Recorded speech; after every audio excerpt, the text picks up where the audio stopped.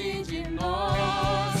Ser firme e lutar, faz parte de nós. Chorar e sorrir, está dentro em nós um motivo de caminhar e vencer. Está dentro em nós um motivo de caminhar e vencer. Parte de nós.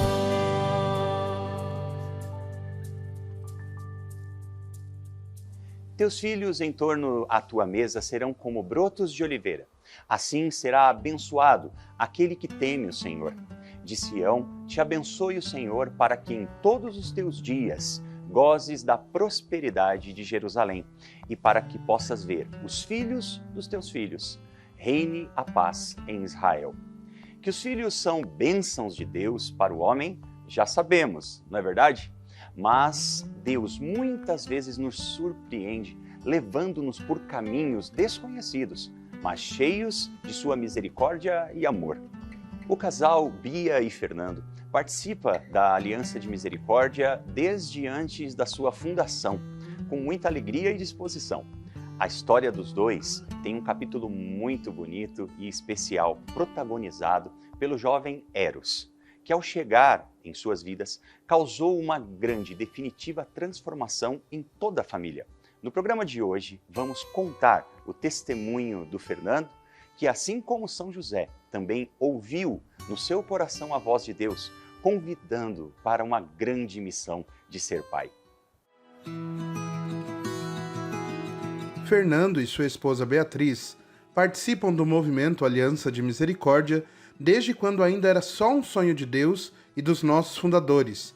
E foi em um dos seus projetos, conhecido como Casa Naim, que eles conheceram o jovem Eros, vindo de uma realidade bastante dura por ter vivido em situação de rua. No entanto, com um desejo em seu coração de reconstruir a sua vida. Esse encontro foi tanto para o Fernando quanto para o Eros um presente de Deus. Na verdade, a aliança que entrou na nossa vida, logo depois veio o Eros, né? Nós somos missionários de aliança, estamos na aliança desde 99, fomos assim, os primeiros, né? A aliança entrou de uma forma muito bonita na nossa vida, um dia a gente pode contar. E logo depois, nessa caminhada, sempre fomos missionários de aliança, nunca tivemos o desejo de ser comunidade de vida, nada. Nosso chamado é missionários de aliança. E nessa caminhada que estava nós e minha família, né, entrou o Eros um dia. O que é o entrar o Eros um dia?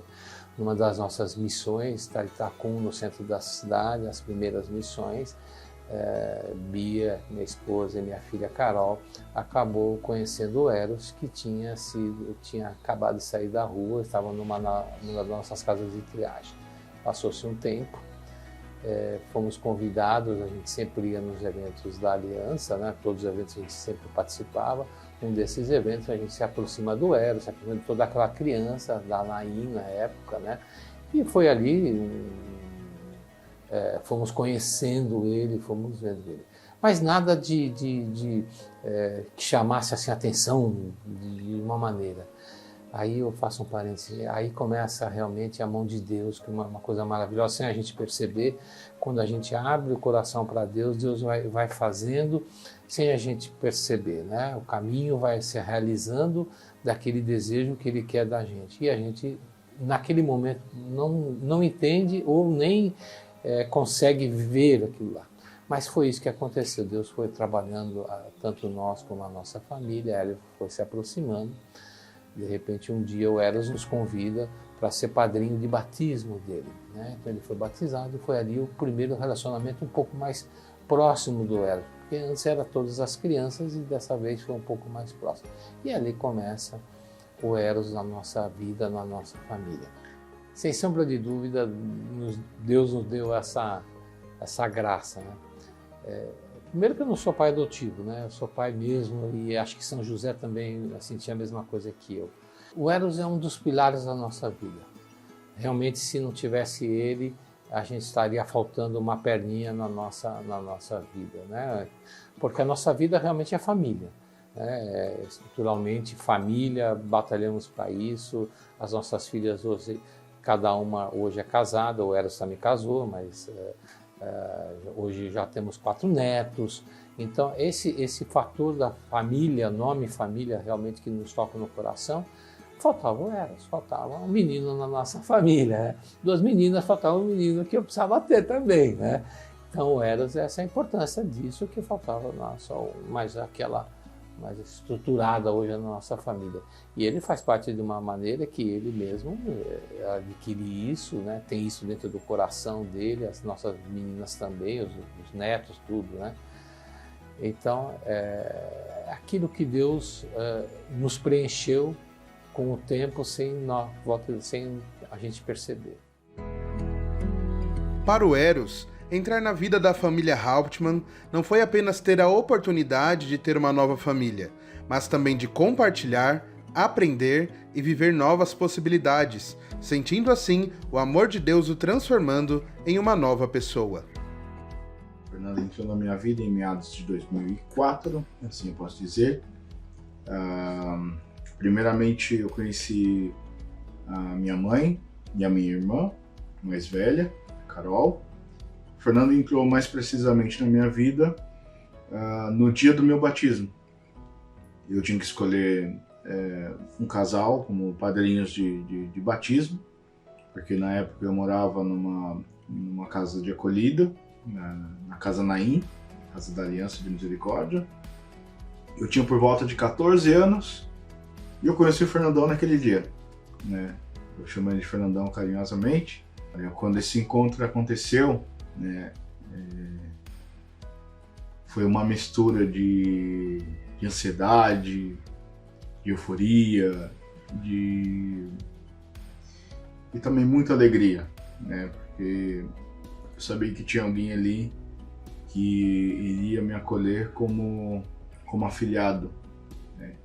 Como uma pessoa que iria me conduzir no caminho de Deus. Eu vejo que esse é o maior sentimento que eu tenho ali na hora, assim, que eu posso dizer, né? Que era uma ansiedade de conhecer o Fernandão, que eu só conhecia a minha mãe. E a minha adaptação nessa nova família, posso dizer que foi muito orgânica, muito natural. Por exemplo, como eu já tinha contato com eles, né, antes deles me adotarem, posso dizer que já tinha passado alguns finais de semana com a família, já tinha conhecido alguns primos, e depois eu acho que na adaptação isso ficou um pouco mais fácil, né, de estar num ambiente que eu já conhecia as pessoas, né? Era um ambiente muito mais acolhedor, né? Por exemplo, eu tenho 2 irmãs e cada uma tinha seu quarto. E aí uma delas teve que mudar para o quarto da outra e eu acabei tendo um quarto só para mim, que era uma coisa que não estava acostumado. Posso dizer que foi um mundo completamente novo, né? Um mundo cheio de novidades, de coisas que eu não estava acostumado. E bom, eu fui indo, né? Fui mergulhando cada vez mais nessa nova família. E com o Fernando também foi muito, posso dizer, gratificante, né? Por exemplo, com relação ao meu pai, né, biológico, posso dizer que foi muito mais difícil, né? Eu tive, acho que, pouco tempo com ele, mas as coisas assim que eu lembro foi muito mais tensa, né? Desde que ele chegava bêbado, quebrava tudo, batia em todo mundo. Eu vejo que com o Fernandão não, né? Foi muito mais amor, muito mais carinho, respeito.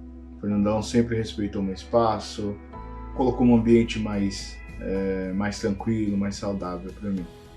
A coisa mais importante que eu sinto que o Fernando me deu foi carinho, respeito, e eu acho que o principal foi amor, né? Porque quando você tem um filho, você tem ali a obrigação, né, de estar com o filho, de tratá-lo bem, Agora, quando você adota, né, você realmente quer, você realmente dá esse amor sem nada em troca.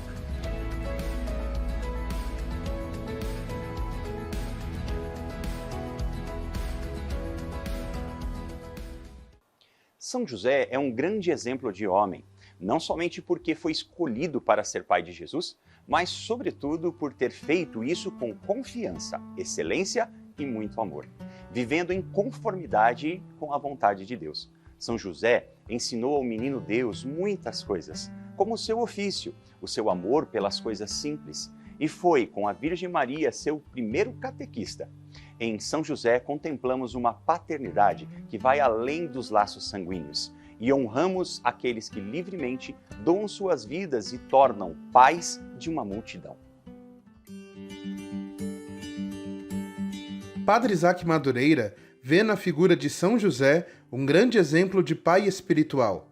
Nesse sentido, o sacerdote que também tem dezenas de filhos espirituais encontra no pai de Jesus um poderoso intercessor, a quem recorre pedindo por seu próprio ministério sacerdotal, mas também por cada um que recorre à sua orientação, cuidado e paternidade. Olha, falar de São José é olhar para um homem que, sobretudo, buscou viver de forma profunda a paternidade.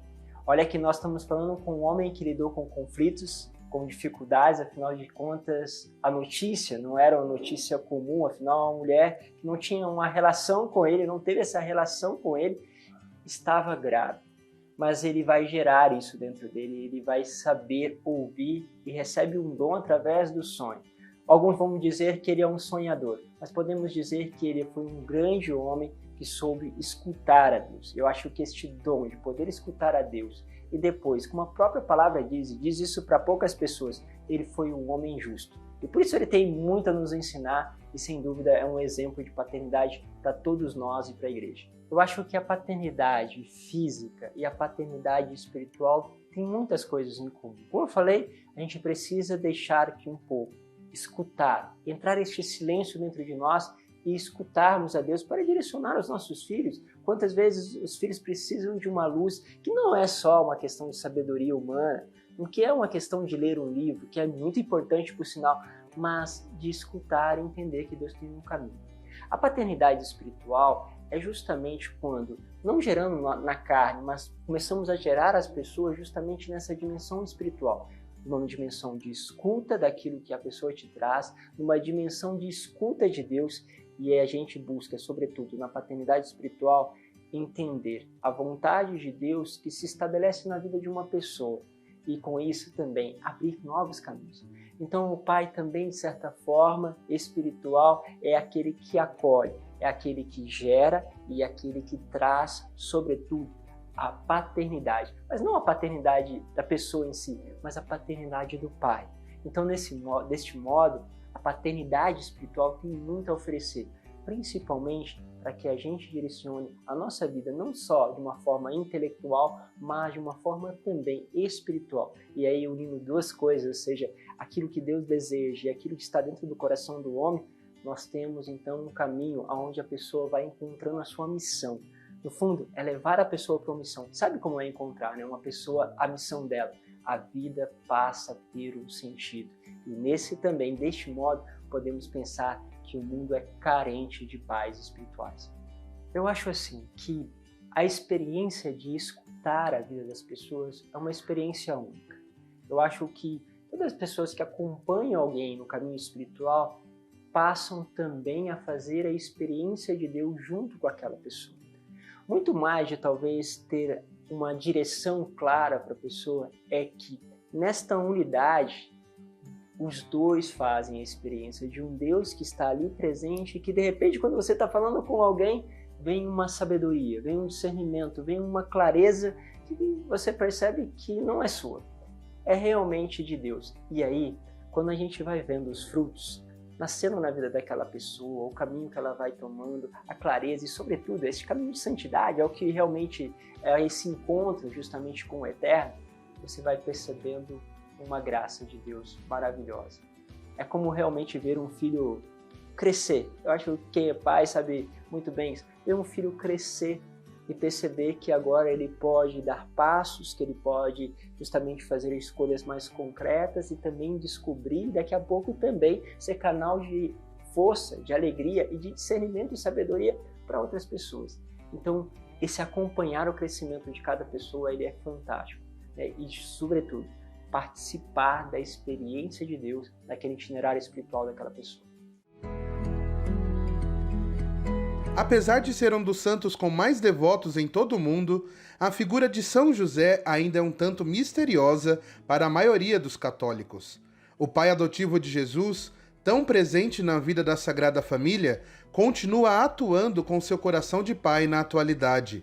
Ângela Moraes, diretora da Kolbe Art, fala sobre o filme Coração de Pai, que tem como intuito divulgar ainda mais a figura de São José em todo o Brasil. A Kolbe Art é representante aqui no Brasil da Goya Produções, que é a produtora do Coração de Pai. A mesma que produziu Coração Ardente, produziu também Fátima, Último Mistério, e com Coração de Pai a gente encerra essa trilogia que a Goya propôs aí para o cinema. Então a iniciativa já estava dentro do nosso line-up de 2023. José fue el inspirador de esta basílica. Yo creo que San José es el gran artista. Hizo su gran obra, que es ser el padre de Jesucristo. Los auténticos devotos de la Virgen María son grandes devotos de San José. San José ayuda a novios, padres, trabajadores, enfermos. Sabe qué es sufrir por no tener un tejado, por no tener comida, por los hijos, la mujer. Por eso San José nos cuida tanto.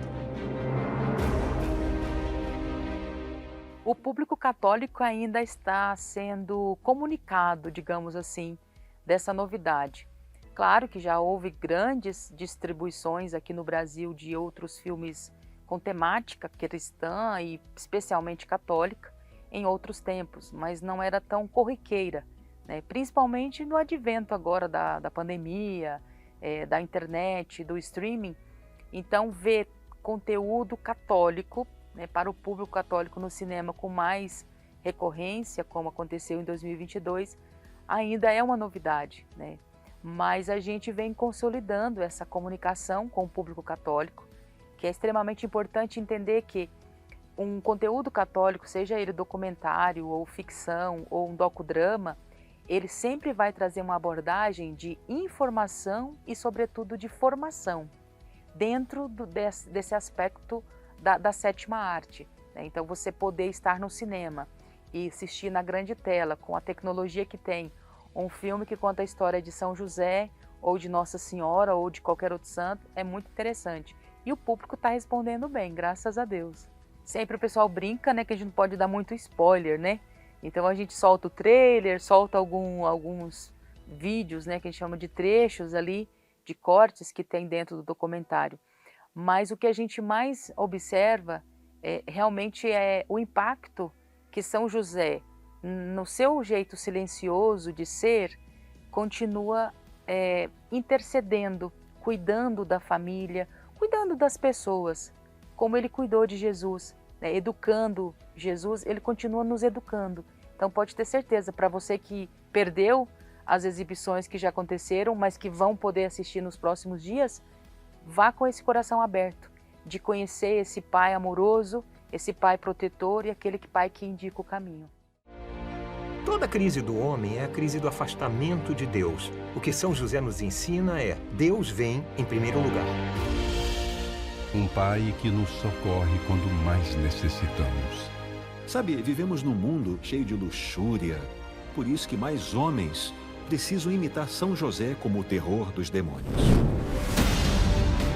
Vamos fazer uma viagem ao redor do mundo para descobrir se é verdade que este homem misterioso está mais ativo do que nunca. São José é a humildade em pessoa. Por isso fui batizado com o nome José aos 47 anos e foi assim que a minha vida mudou completamente. Ele fará o impossível, porque São José faz coisas impossíveis. O São José abriu o caminho para que pudéssemos vir para cá. No programa de hoje foi possível acompanhar tanto a história do Fernando e do seu filho Eros, como conhecer um pouco mais sobre São José. Esse homem que para nós é um grande exemplo de marido, de pai e acima de tudo de servo de Deus, porque disse sim ao projeto do Senhor assumindo Maria e Jesus, sendo para eles um fiel provedor, um fiel esposo e um amoroso pai e educador. Não deixe de ir aos cinemas e assistir Coração de Pai nos próximos dias, para assim se aprofundar na devoção a São José, terror dos demônios. As informações estão aqui na descrição desse vídeo. São José, nas vossas maiores aflições e tribulações, o anjo do Senhor não vos valeu? Valei-nos, São José. Que Deus abençoe você e a sua família pela intercessão de São José, em nome do Pai e do Filho e do Espírito Santo. Amém.